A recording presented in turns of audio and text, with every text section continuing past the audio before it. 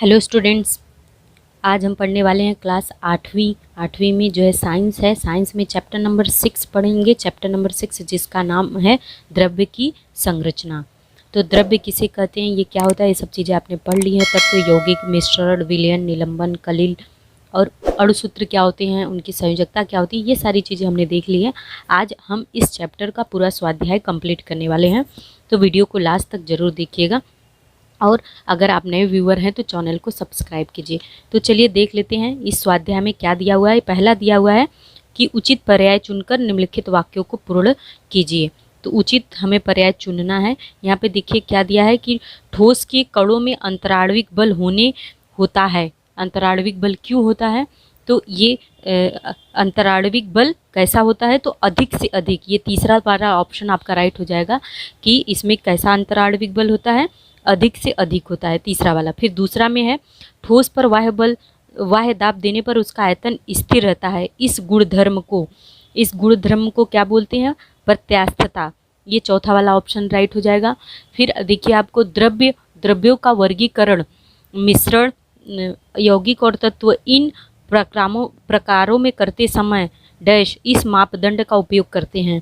तो यहाँ पे तीसरा वाला ऑप्शन रहेगा कि द्रव्य की रासायनिक संरचना इस मापदंड का उपयोग करेंगे। तीसरा वाला आंसर राइट कर देंगे। आगे देखिए, आगे दिया है कि दो या दो से अधिक घटक पदार्थ वाले द्रव्य को क्या कहते हैं, दो या दो से अधिक घटक वाले पदार्थ को मिश्रण कहते हैं। ये पहला वाला सही हो जाएगा। उसके बाद दूध, यह द्रव्य के डैश प्रकार का उदाहरण है। तो दूध किस प्रकार का उदाहरण है, विषमांगी मिश्रण। तीसरा वाला ऑप्शन राइट हो जाएगा। फिर लास्ट पानी, पारा और ब्रोमीन, इसमें समानता है क्योंकि ये तीनों क्या होते हैं, पानी, पारा और ये सभी तीनों द्रव्य पदार्थ होते हैं, मतलब ये तीनों द्रव अवस्था में पाए जाते हैं। ठीक है, आगे देखिए, आगे ये लास्ट वन दिया है कि कार्बन की संयोजकता 4 है और ऑक्सीजन की संयोजकता 2 है।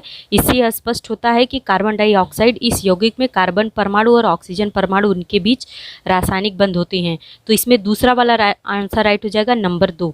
इसके बीच 2 रासायनिक बंध होते हैं। तो इस तरीके से हमारा जो है ये प्रश्न हल हो जाएगा। सभी ऑप्शन आपने आई होप लिख लिए होंगे। उसके बाद दिया है कि असंगत पहचान कर स्पष्टीकरण दो। तो हमें यहाँ पे असंगत पहचानना है, क्या होते हैं असंगत, जैसे सोना, चांदी, तांबा, पीतल। तो इसमें पीतल असंगत हो जाएगा। बाकी के तीनों क्या हैं, तत्व हैं। पीतल क्या है, मिश्रण है। उसके बाद क्या है, हाइड्रोजन परऑक्साइड, कार्बन डाइऑक्साइड और पानी का वाष्प। तो इसमें हाइड्रोजन असंगत होगा, अंडरलाइन कर लेंगे हाइड्रोजन पर। उसके बाद यहाँ पर देखिए और भी असंगत पहचानने के लिए विकल्प दिए हुए हैं। जैसे यहाँ पर देखिए दूध, नींबू का रस और कार्बन इस्पात। दूध, नींबू का रस, कार्बन और इस्पात। तो इसमें से क्या असंगत हो जाएगा, इसमें से असंगत जो होगा कार्बन होगा। बाकी के सब तीनों मिश्रण हैं, कार्बन मिश्रण नहीं है। फिर पानी, पारा, ब्रोमीन और पेट्रोल, इसमें क्या होगा, पेट्रोल जो है असंगत होगा। बाकी तीनों के पानी, पारा और ब्रोमीन अकार्बनिक यौगिक होते हैं। और फिर शक्कर, नमक, खाने का सोडा, कॉपर सल्फेट, इसमें क्या असंगत है, इसमें शक्कर असंगत होगा। शक्कर पर अंडरलाइन कर लेंगे क्योंकि अन्य तीनों जो है अकार्बनिक यौगिक होते हैं। फिर हाइड्रोजन, सोडियम, पोटेशियम, कार्बन, ये इसमें क्या है, हाइड्रोजन, सोडियम, पोटेशियम, कार्बन, इसमें आपका असंगत होगा कार्बन, क्योंकि सब अन्य तीनों की संयोजकता 1 होती है, बस इसकी संयोजकता 1 नहीं होती है। तो इस तरीके से हमारा ये कंप्लीट हो जाएगा। इसके बाद आगे प्रश्न क्या दिए, यहाँ पे देखिए, ये प्रश्न आपको यहाँ पे स्क्रीन पर भी दिख रहा है, वीडियो पॉज करके स्क्रीनशॉट ले सकते हैं। फिर अगला प्रश्न दिया है कि नीचे दिए गए प्रश्नों के उत्तर लिखो। कौन से प्रश्न दिए गए हैं, इसका आंसर क्या हो जाएगा। देखिए प्रश्न दिए हैं कि वनस्पतियां सूर्य के प्रकाश में क्लोरोफिल यानी हरित लवक की सहायता से कार्बन डाइऑक्साइड और पानी इसके द्वारा ग्लूकोज बनाती हैं और ऑक्सीजन बाहर छोड़ती हैं। इस प्रक्रिया में बनने वाले 4 यौगिक कौन कौन से हैं, उन्हें पहचान कर लिखना है। तो देखिए ये प्रश्न यहाँ पर है, इसका उत्तर आपको यहाँ पे स्क्रीन पर दिख रहा है। यहाँ पे 6CO2 कार्बन डाइऑक्साइड का जब जल 6H2O से अभिक्रिया होता है प्रकाश और हरित लवक की उपस्थिति में, तब C6H12O6 ग्लूकोज और 6O2 ऑक्सीजन का निर्माण होता है। इसके बाद क्या होता है कि कार्बन डाइऑक्साइड, पानी, ग्लूकोज तथा क्लोरोफिल यौगिक है। प्रकार कार्बनिक यौगिक ग्लूकोज है और अकार्बनिक यौगिक जो है वो कार्बन डाइऑक्साइड तथा पानी, और जो जटिल यौगिक है वो क्लोरोफिल यानी कि हरित लवक है।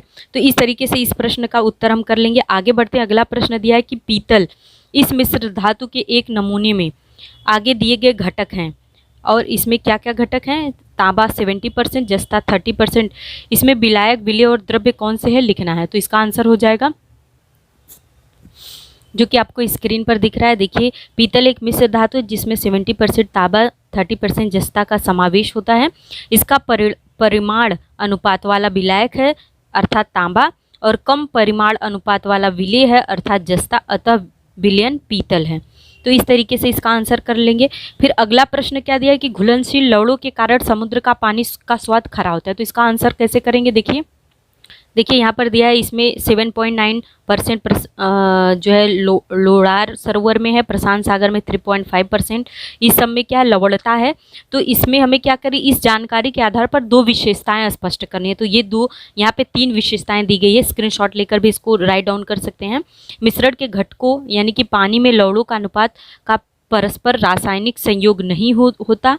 दूसरा पॉइंट है कि घटकों का भारात्मक अनुपात निश्चित नहीं होता, और तीसरा है कि घटकों को भौतिक विधियों से अलग कर सकते हैं। तो इस तरीके से इसका आंसर हो जाएगा। तो ये हमारा प्रश्न जो है पूरा हो जाता है। चौथे प्रश्न पर आते हैं कि प्रत्येक के, यहाँ पर देख लीजिए, प्रत्येक के 2 उदाहरण लिखने हैं। यहाँ पे 10-11 जो है चीज़ें दी गई हैं, उनके उदाहरण हमें लिखने हैं। तो चलिए देख लेते हैं इस प्रश्न का उत्तर क्या है। इसमें सबके उदाहरण यहाँ पर आपको स्क्रीन पर दिए गए हैं। यहाँ पर देखिए सबके दो उदाहरण है। जैसे द्रव्य अवस्था वाले तत्व का पारा Hg, ब्रोमीन Br2, गैसीय अवस्था वाले तत्व हाइड्रोजन और ऑक्सीजन, ठोस अवस्था वाले तत्व लोहा, तांबा, चांदी, समांगी मिश्रण समुद्र का पानी, कॉपर सल्फेट का जलीय विलयन, कलिल दूध और रक्त, कार्बनिक यौगिक ग्लूकोज और यूरिया, जटिल यौगिक क्या हो जाएंगे? जटिल यौगिक क्लोरोफिल और हीमोग्लोबिन। फिर आगे देख लिए अकार्बनिक यौगिक कौन कौन से हैं। अकार्बनिक यौगिक आते हैं सोडा, जंग, चूने का पत्थर, धातु सदृश यानी कि उपधातु सिलिकॉन और आर्सेनिक, संयोजकता 1 वाले तत्व सोडियम, पोटेशियम और क्लोरीन, संयोजकता 2 वाले तत्व मैग्नीशियम और कैल्शियम। तो इस तरीके से ये पूरे प्रश्न का यहाँ पर आप उत्तर आसानी से सरलतापूर्वक देख लिए। अगला प्रश्न दिया है, देखिए यहाँ पर यही प्रश्न है KCl HBr जो दिया है, यही प्रश्न आपको यहाँ पर भी स्क्रीन पर दिख रहा है। यहाँ पर देखिए नीचे दिए गए अणु सूत्रों के आधार पर उस तत्वों के घटक तत्वों के नाम और संकेत लिखो तथा उनकी संयोजकता पहचानो। देखिए पोटेशियम क्लोराइड, इसमें K और Cl है, उसकी संयोजकता 1-1 है। HBr हाइड्रोजन ब्रोमीन HBr है और इसकी संयोजकता 1-1 है। MgBr2 मैग्नीशियम ब्रोमीन, Mg और Br इसमें संकेत है और मैग्नीशियम की संयोजकता 2 है, ब्रोमीन की संयोजकता 1 है। K2O पोटेशियम ऑक्सीजन, KO 1 और 2। NaS सोडियम और हाइड्रोजन 1-1 संयोजकता है। Calcium chloride, calcium chlorine, Ca और Cl 2 और 1 संयोजकता हो जाएगी। CCl4 कार्बन और क्लोरीन है, कार्बन की संयोजकता 4 हो जाएगी, क्लोरीन की 1 हो जाएगी। हाइड्रोजन आयोडीन, हाइड्रोजन की 1 है, आयोडीन की 1 है। H2S की जो है हाइड्रोजन और सल्फर है, इसकी हाइड्रोजन की संयोजकता 1 है, सल्फर की 2 है। Na2S सोडियम और सल्फर है, सोडियम की 1 है संयोजकता और सल्फर की 2 है। FeS लोहा और सल्फर, लोहा की भी संयोजकता 2 है, सल्फर की भी संयोजकता 2 होगी। BaCl2 बेरियम और क्लोरीन, Ba की संयोजकता 2 है, क्लोरीन की संयोजकता 1 हो जाएगी। तो इस तरीके से ये वाला भी प्रश्न हमारा सॉल्व हो जाएगा। इसके बाद यहाँ पे देखिए आपके बुक में एक चार्ट बना हुआ है। इस चार्ट में आप देख पा रहे हैं, इस चार्ट में क्या पूछा है कि रासायनिक संरचना तालिका में दी गई है, उसके आधार पर द्रव्यों के मुख्य प्रकार निश्चित करो। तो यहाँ पे देखिए ये वाला प्रश्न का उत्तर आप देखिए, यहाँ पर बुक देखिए ये आपको स्क्रीन पर दिख रहा है, आप इसका स्क्रीनशॉट लेकर भी इसको लिख सकते हैं। यहाँ पर देखिए समुद्र का पानी का सूत्र दिया है, ये मिश्रण है। ऊर्ध्वपातित पानी यौगिक है, गुब्बारे में भरी हाइड्रोजन गैस तत्व है, LPG सिलेंडर में भरी गैस मिश्रण है, खाने का सोडा यौगिक है, शुद्ध सोना तत्व है और ऑक्सीजन की नलियों में भरी गैस तत्व है, कांसा मिश्रण है। यहाँ पर आपको स्क्रीन पर भी दिख जा रहा है। इसके बाद और भी कुछ हैं इसमें उदाहरण और भी प्रश्न पूछे गए हैं, वो भी देख लीजिए। जैसे क्या दिया है, हीरा तत्व है, कॉपर सल्फेट यौगिक है, चूने का पत्थर यौगिक है और तनु हाइड्रोक्लोरिक अम्ल मिश्रण है। तो इस तरीके से ये प्रश्न भी हमारा पूरा हो जाता है। अगला प्रश्न दिया है वैज्ञानिक, क्या दिया है, वैज्ञानिक कारण लिखना है। क्या लिखा है कि हाइड्रोजन, यहाँ पे क्या लिखा है कि हाइड्रोजन ज्वलनशील है, ऑक्सीजन भी ज्वलन में सहायक करती है, परंतु इन दोनों से निर्मित पानी आग बुझाने में सहायता करता है। ऐसा क्यों है, इसका वैज्ञानिक कारण लिखना है। तो आपको स्क्रीन पर इसका आंसर दिख रहा है। आई होप आपको स्पष्ट हो रहा होगा, तो जरूर देख लीजिए, स्क्रीनशॉट ले लीजिए कि पानी हाइड्रोजन तथा ऑक्सीजन में निर्मित एक यौगिक है। यौगिक में उसके घटक तत्वों के भौतिक या रासायनिक गुणधर्म नहीं पाए जाते, बल्कि तत्वों के गुणधर्मों में सर्वथा भिन्न होते हैं। इसलिए हाइड्रोजन ज्वलनशील और ऑक्सीजन ज्वलन सहायक होते हुए भी इस दोनों से निर्मित पानी न तो ज्वलनशील है और न तो ज्वलन में सहायक है, बल्कि वह आग बुझाने में काम करता है। इसके बाद इसी में अगला है कि किसी कलिल के घटकों को छानने की प्रक्रिया द्वारा अलग नहीं किया जा सकता। तो ये भी आपके स्क्रीन पर इसका आंसर दिख रहा है, देखकर लिख सकते हैं आप लोग अच्छे से। यहाँ पर देख लीजिए, प्रत्येक कलिल अर्थात कोलाइडिक एक विषमांगी मिश्रण है। कलिल के कणों का आकार लगभग 10⁻⁵ मीटर होता है। सामान्य छनक पत्रों के छिद्रों का व्यास अधिक अर्थात 10⁻⁵ मीटर से अधिक होने के कारण कोलाइड के कण उस पर अटकते नहीं है, इसलिए किसी कलिल के घटकों को छानने की प्रक्रिया द्वारा अलग नहीं किया जा सकता। फिर इसी में अगला प्रश्न पूछा है कि नींबू के शरबत में खट्टा, मीठा, नमकीन ये सभी स्वाद क्यों होते हैं। तो नींबू का शरबत वास्तव में एक मिश्रण होता है। यह नींबू के रस, पानी और शक्कर का साधारण नमक आदि से बनाया जाता है। यह शरबत बनाते समय कोई रासायनिक अभिक्रिया नहीं होती। हम जानते हैं कि किसी मिश्रण में उसके घटक पदार्थों के गुणधर्म पाए जाते हैं। नींबू के शरबत में भी उनके घटक पदार्थ जैसे नींबू, शक्कर, नमक के गुणधर्म पाए जाते हैं, इसलिए नींबू के शरबत में मीठा, खट्टा तथा नमकीन आदि स्वाद आता है। इसके बाद अगला प्रश्न दिया है कि ठोस अवस्था वाले द्रव्य में निश्चित आकार और आयतन का गुणधर्म होता है। तो इसका आंसर हो जाएगा कि घटक कणों के मध्य बल को अंतराण्विक बल कहते हैं। ठोस में इन कणों को निश्चित स्थान पर एकत्रित गठन करके रखने के लिए ये बल पर्याप्त होते हैं। परिणाम स्वरूप ठोस अवस्था वाले द्रव्य में निश्चित आकार और आयतन गुणधर्म होता है। देखिए यही सब प्रश्न था। यहाँ पर देखिए लास्ट में ठोस अवस्था वाले भी था, तो इस तरीके से मैंने कर दिया। इसके बाद आगे दिया है कि नीचे दिए गए तत्वों की जोड़ियों से प्राप्त होने वाले यौगिक के गुणसूत्र तिर्यक गुणन द्वारा दर्शाइए। तो यहाँ पे इस तरीके से तिर्यक गुणन वाला देखिए यही सब प्रश्न यहाँ पर दिए हैं, जैसे तिर्यक गुणन करके दर्शाना है। देखिए आपको स्पष्ट दिख रहा होगा, जैसे C और L कैल्शियम क्लोरीन का, इसमें घटक तत्वों के संकेत C कार्बन और क्लोरीन है और इनमें संयोजकता क्रमशः लिखी है। कार्बन की 4 होती है, क्लोरीन की 1 होती है।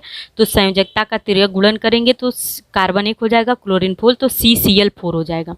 इस तरीके से इसी तरीके से NH का होगा तो नाइट्रोजन की संयोजकता 3 होती है, हाइड्रोजन की 1 होती है, तो तिर्यक का गुणा करेंगे तो NH3 हो जाएगा।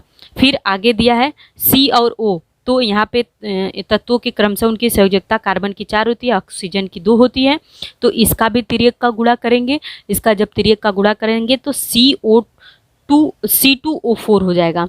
ये तो परमाणु में संख्या न्यूनतम पूर्णांक होने चाहिए, अतः C2O4 को उचित अंक 2 से भाग दे देंगे, तो इसका आखिरी फाइनल जो है अणुसूत्र जो है CO2 कार्बन डाइऑक्साइड प्राप्त होगा। इसके बाद इसी में दिया हुआ है C